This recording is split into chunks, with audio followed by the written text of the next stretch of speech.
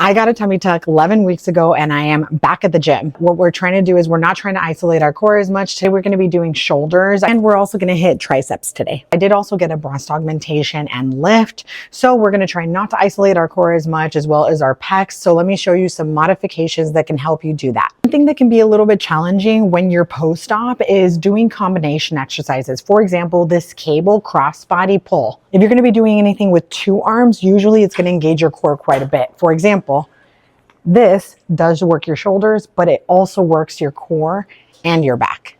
We're going to switch it up.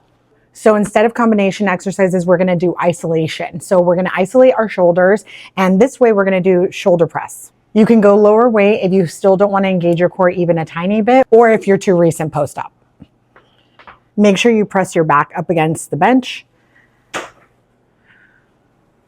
If you have your back up against the bench, you shouldn't engage your core that much or your pecs. But if you are, just go down and wait or go one arm at a time. A little bit of support is okay. Now, if you also got an augmentation like me and you don't want to lift your hands up that high or you can't yet, then my suggestion would be go down and wait and try to do shoulders that don't go up, right? So just raises. Like these. And again, if that's too heavy or is engaging too much of your pecs or your core or anything, work on your form, but also you can go one at a time. So if you're not balancing, you're not going to isolate everything else and only work on your shoulder.